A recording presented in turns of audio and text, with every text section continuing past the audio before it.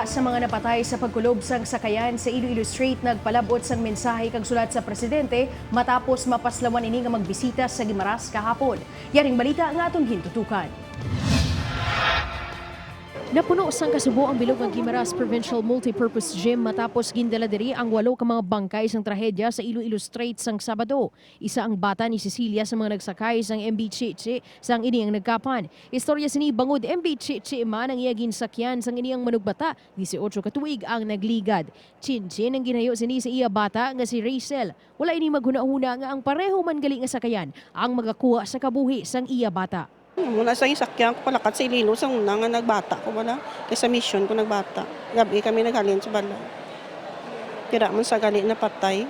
Isa lang si Cecilia sa mga naghulat kung tani sa pag-abot ni Presidente Rodrigo Duterte kahapon. Samtang naghulat, makita ang kasubo sa nawong sang pamilya. Apang matapos ang halos 8 ka oras, napaslawan nga mag-abot ang Presidente. Sa baylo, si Department of Transportation Secretary Arthur Tugade ang ginpadala sang Presidente para maghatag ng simpatiya sa mga pamilya.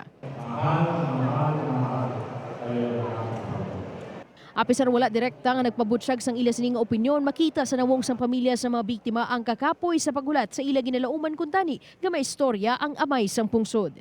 Pamatian na lang ang akon nga panawagan sa iya nga kung pwede maliwat mabuligan na kami di sa Guimaras nga maliwat ang sistema sang bangka di sa Guimaras.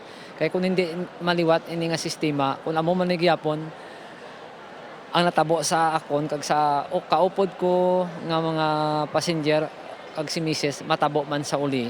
Takan. Lain matsyagdaan kay ti, hindi ka pa katulog mayo, kadugay pa bala. Hindi man kita kay ti may mga help na inatag sila. Pero mula na medyo nakapoy. Nakapoy lang kanya akong kamulat. Napaslawan man nga may istorya sang personal ang Presidente, nagpalabot na lang sang mensahe ang mga himata paagi kay Secretary Tugade. Ginhatagan man sang financial assistance sa mga biktima, subong man cellphone ang ila himata. Upod kay Hans Tisherto, Daryl Marie Sarmiento, One Western Visayas.